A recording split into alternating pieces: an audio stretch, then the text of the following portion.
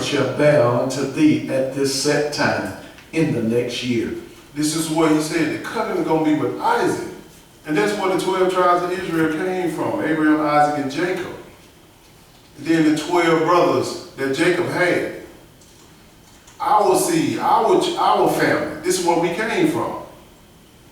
All because Sarah tried to pre-think this thing, tried to help it out. Don't help it out. When God writes something in his word, just follow it. And when we fall, guess what? We got to have another brother, sister to help us up. Don't go to the world and having them help you. I guarantee you, Hagar and Sarah and they're talking, like, yeah, you know what, I'm fertile. I can give him a child, you old. And what Abraham gonna do? He like, oh shoot, man, I go in there and do it then since you want me to do it. And he heard what God told him and said, look, this is what the covenant gonna be between you and Sarah, period. He helped them through this mistake, he helped them through this fall. But he risen them back up. They failed. Sarah started treating Hagar bad because she was pregnant. She was jealous. Just want y'all to see that the righteous men that is big in this book, they had shortcomings. They failed. But God helped them through. They got back in the word. Let's look at another one. Let's go to look at another failure of Abraham. Let's go to Genesis chapter 20.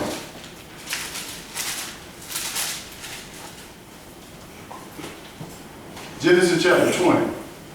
The just gonna fall, but he'll rise. Abraham fell, but he rose back up. Genesis chapter 20, verse 1. Go ahead.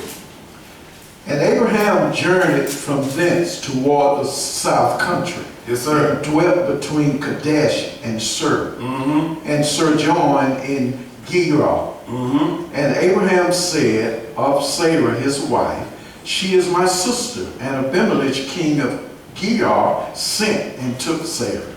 Now, Abraham and Sarah were traveling. They went through this king called Abimelech. And he told them that she was his sister, which she was his sister.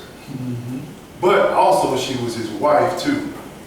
Before the world got populated back then, it was cool for, what they call it, intermingling of families having kids, incest. But as Israel started growing, God cut that out. But Sarah was his sister, but he didn't tell Abimelech the king that was his wife. But go ahead.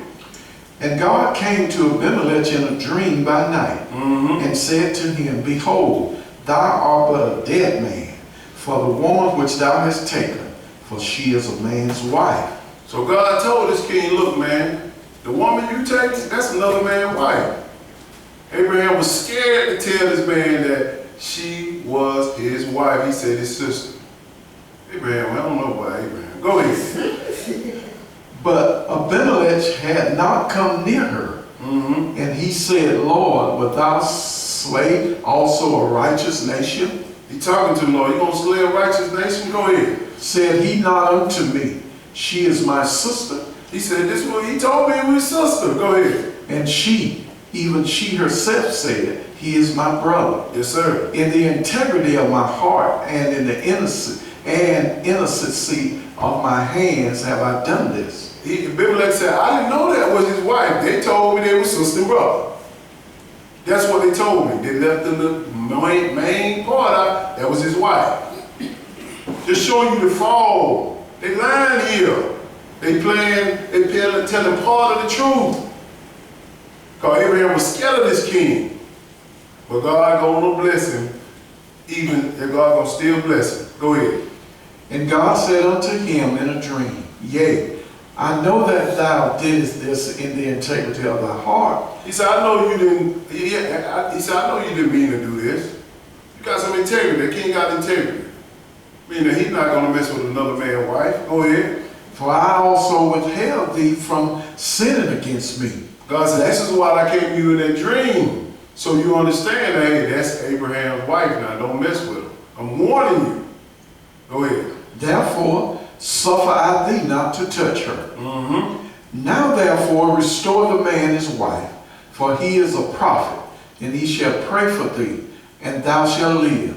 And if thou restore her not, know thou that thou shalt surely die, thou and all that are thine. Everybody got a cell phone, put on mute to vibrate.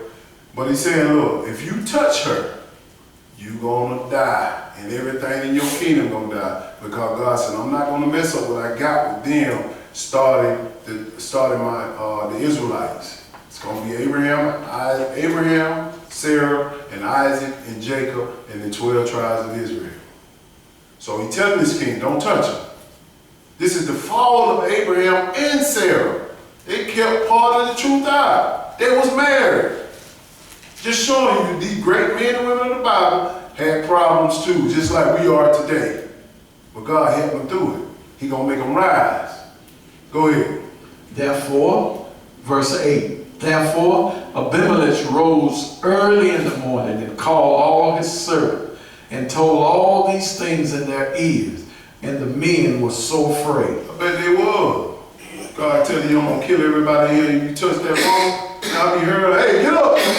Get up! Man, I go and rectify the situation right then. Hey, man, what you doing? Wait, Abimelech gonna tell him, go ahead. Then Abimelech called Abraham and said unto him, what hast thou done unto us? And what have I offended thee, that thou hast brought on me and on my kingdom a great sin? Thou hast done deeds unto me that ought not to be done. He said, man, Abraham, why you do this to me, bring a great sin on me? And listen what he say here. Go ahead. And Abimelech said unto Abraham, what sawest thou that thou hast done this thing?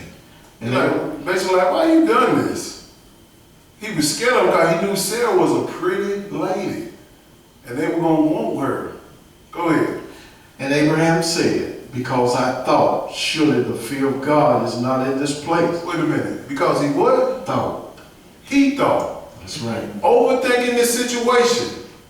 That's what a lot of us do. Overthink the situation.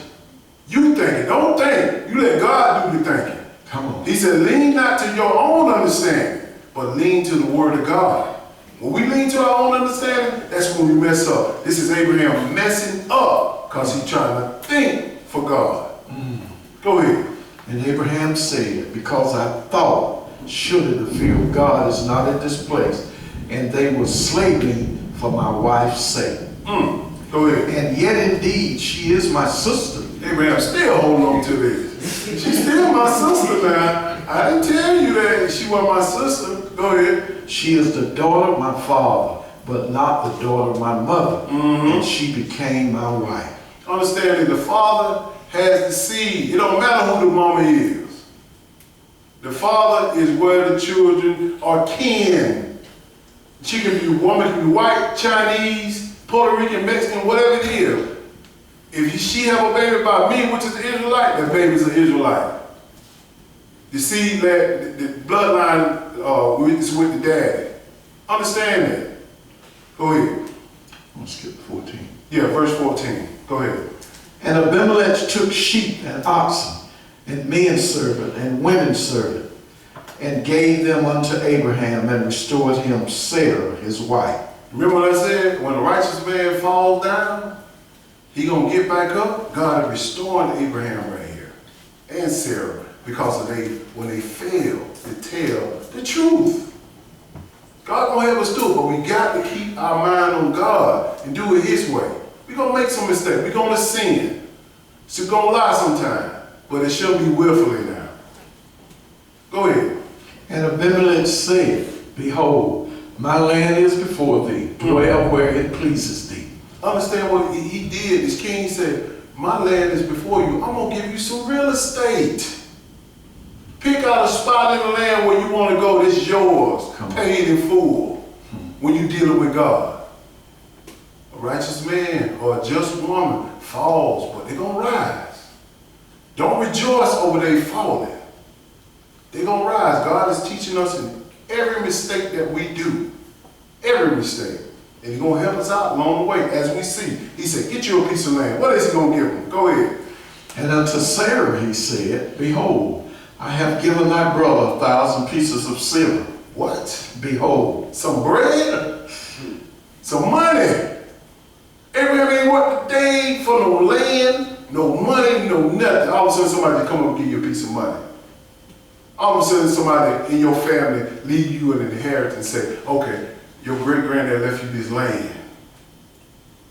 And you ain't do nothing for it. This is what happened to Abraham.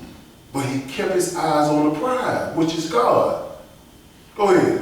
I have given thy brother 1,000 pieces of silver. Behold, he is to thee a covering of the eyes, unto all that are with thee, and with all other. Thus she was reproved. It's pull the light from your mouth like that. He giving them all this stuff, land, money, everything. Not just because he just loved it. He did doing this because he got a plan for them. They're going through all this ups and downs, through these falls. For one thing only, to bless the nation of Israel through Abraham. He promised them this. Go ahead. So Abraham prayed unto God, and God healed Abimelech and his wife and his maidservant, and they bare children. Abimelech at the time, God had stricken all them and said that no one would have any kids. Because if you went in there and tried to have a kid with Sarah, he couldn't do it anyway because God wasn't going to let him. So Abraham went and prayed for him, and all the women wombs opened up, and all the men could impregnate their women at the time because they let Abraham and Sarah go. God gonna work his plan. He gonna work it out. But I just want to make sure you see it from the righteous people in the Bible when they make mistakes. And when we make mistakes, don't get so down on yourself. Pick yourself up. Get around people that gonna help you in the word instead of run away from people that know the word. We finished with that? One more verse. Go ahead. For the Lord had fast closed up all the wombs of the house of Abimelech because of Sarah, Abraham's wife. So he had closed up all the wombs, meaning that the women were sterile. They weren't going to have no children. As long as Sarah was in their house and he might have touched her. She wasn't going to have no baby from him anyway. Nobody else was going to have no baby. This is the fall, but they rose up. How did they rise? Abraham got 1,000 pieces of silver. He got real estate. He got cows, oxen. He got everything he needed. Didn't work a day in his life for it. That should be food for thought for us. Stop worrying about what everybody else is doing. Get yourself right. Let's go to Ecclesiastes chapter 4. Ecclesiastes chapter 4, right after Proverbs. And believe me, when you're choosing a friend or a spouse or somebody to hang with, you don't need to choose nobody gonna tell you everything is right all the time. I don't want that kind of friend. I don't want that kind of spouse. I need somebody to check me and say, hey man, that's wrong with that. Look at that again. Believe me, my wife will check me in a minute. And I'll be bucking too. Take me a couple years to get it right. Ecclesiastes chapter 4 and verse 9. You got to make sure you choose the right people to walk with. Choose the righteous people to marry. Choose them because, believe me, when you get down, you don't need somebody to put you even further down in sin. I don't need that. I need somebody to take me right back to this book when I fall. Ecclesiastes chapter 4 and verse 9. Go ahead. Two are better than one, because they have a good reward for their labor. Two are better than one. You need somebody to look after you. Something that you might not see, have your back. Go ahead. For if they fall, If they what? if they fall, We talking about falling. Go ahead. the one will lift up his fellow. But woe to him that is alone when he falleth, for he has not another help him up. He don't have nobody to help him up. And all of us not alone right now. And we got people around us. You know why you're alone? Because they don't have the law to lift you up. When you mess up, when I mess up, I need somebody to say, hey man, that's wrong. That's sin. I don't need to be the smartest person in my group in the Bible. I don't want to be. I want somebody to be smarter than me. Say, hey, who I go to, I don't understand this right here. Help me. That's how I want y'all to be. Somebody have my back. I seen LC here, Cameron here, or whoever here, Miss Peggy here to talk to this lady. I have confidence that she gonna tell them right, because I know she been taught or he been taught. That's what we got to have. So if you fall, you got that person right there right next to you. You ain't got no problem sending them nowhere. I ain't got that confidence yet in this congregation. I don't. A few is getting there. And believe me, I work hard to try to get this word. And I listen to everybody. But we're going to get there. Let's go to Psalm chapter 37. That's not something to tear anybody down. That's what it make you work, make you study to show yourself approved. Skipping this. Okay, Exodus chapter 4. Exodus chapter 4 and verse 20. Let's see Moses here. Let's see. God said, ain't nobody like Moses, no prophet like Moses. Moses, he talked to Moses face to face. The only one he talked to face. He had a failure. He almost got, God almost killed him. But he had somebody backing him, which is his wife, because she knew the law. Exodus chapter 4 and verse 20. Go ahead. And Moses took his wife and his sons, set them upon an ass, and he returned to the land of Egypt. Yes, sir. And Moses took the rod of God in his hand. Go ahead. And the Lord said unto Moses, when thou goest to restore into Egypt, return into Egypt, see that thou do all those wonders before Pharaoh, yes, sir, which I have put in thine hand. Mm-hmm. But I will harden his heart, that he shall not let the people go. Now God gave Moses instructions, go to Pharaoh. Do all them instructions. The miracles he put in his hand, which is he put his hand in his bosom and it came out leprous snow. He did that. He threw his rod down, his rod turned into a snake. He did that. He ate Pharaoh's rods that he threw down. And he did all these miracles in front of Pharaoh. So Moses got a lot on his plate. If you got a lot on your plate, you need people around you to help you. Because something you might not see. And Moses was that type of person. He was frustrated. But go ahead. And thou shalt say unto Pharaoh, thus says the Lord, Mm-hmm. Israel is my son, even my firstborn. Yes, sir. And I say unto thee, let my son go, that he may serve me. Mm-hmm. And if thou refuse to let him go, behold, I will slay thy son, even thy firstborn. God did that in Egypt. He told Moses told Pharaoh, let his people go. And he slayed the firstborn that didn't have the blood on their doorposts in Egypt to cover them. But one thing about Moses, he was so busy that he forgot to do something in his own household. And his wife reminded him of this. Go ahead. Verse 24. And it came to pass by the way in the end that the Lord met him and sought to kill him. Wait a minute. He sought to kill Moses? Yes. This Moses now, y'all understand, ain't nobody like Moses in the Bible. He sought to kill him. Why?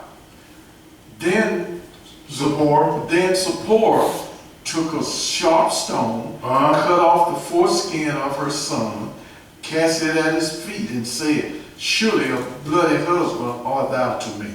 Moses was trying to help all the Israelites, and he forgot to circumcise his own son. God said, I'm finna kill you. I sought to kill you for this. And y'all tell me circumcision ain't important? He about to kill Moses. This circumcision, when a male child is born, he's supposed to be circumcised the 8th day. That means the foreskin off his penis should be cut. He don't supposed to walk around with that skin on. That's what you're supposed to do. That's the law of God. That's not nasty. That will keep you and your son in righteousness. If you have one, remember that. Go ahead. 26. So he let him go, Then she said, a bloody husband thou art because of the circumcision. She was mad at him. She was like, you gonna kill our own son. You forgot to circumcise him, you trying to deal with everybody else? And that's what the man of God sometimes he's lacked in his household. When he's trying to do all the business of the work of the church, and then he lacked something in his household. But he had a wife there to back him up. Even though she went at him hard. But this is what I'm trying to get you to see.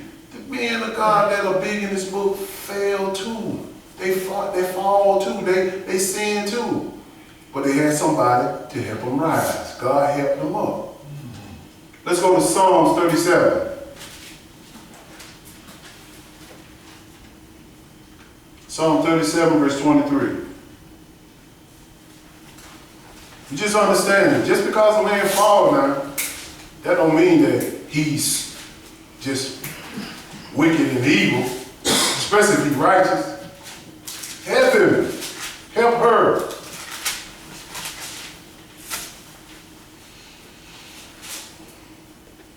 Psalm 37, verse 23. Just trying to make sure y'all understand this. Don't get down on people. Don't cut them so hard just because they sin or they fall. They're going through something. Everybody got their struggles. Everybody's not the same. Psalm 37, verse 23. Go ahead. The steps of a good man are ordered by the Lord. Yes, sir. And he delighteth in his way. The steps of a good man is ordered. That means that when you're a good man, good is keeping the law. Our step was ordered to come here and keep the Sabbath on the holy day and have a holy convocation. This is what God tells us to do. It's ordered. But the people that go into church on the Sunday and say that that's the Sabbath, their steps are not ordered. Satan ordered them steps. Because he said what? Remember the Sabbath day and keep it holy? 6 days work may be done, but the 7th day you shall rest. This is in the law. I don't feel bad about telling people this. Go ahead, brother. 24. Though he fall, he shall not be utterly cast down. Yes, sir. For the Lord upholdeth him with his hand. He said, though he fall. Like sometimes you see people that in your family or see people that in the church, they're out there breaking the Sabbath. Or they saying something they don't need to be saying on the Sabbath day. They falling. That's why when the brother read Isaiah chapter 58, he said, put away all your pleasures, put away all your talk on the Sabbath, put away all that stuff on the Sabbath. You breaking the Sabbath when you go about talking and doing everything you want to do. Though they fall, he said, I'm not early casting away, because everybody don't learn the same. Everybody don't mature in his word the same. You let God handle that. Go ahead, brother. I have been young, and now am old. Yes, sir. Yet have I not seen the righteous forsaken, nor his seed begging bread. So you running right with God. He ain't gonna forsake you because you struggling in sin. He ain't gonna have you out there begging for bread or having begging to get something in your house to eat. Might not be what you want to eat, but you got something in there. You got some grits in there. That's right, brother. You got some rice, you got some canned vegetables, you ain't hungry. You got a roof over your head. But most people want this elaborate lifestyle and not doing elaborate jobs, not putting in elaborate work. You want to be on the top, but you can't do nothing. This is what we got to understand. You got to put forth the work, man. And woman, you got to put forth the work, live that lifestyle that you want. Amen. And you can do it. Go ahead. 26. He is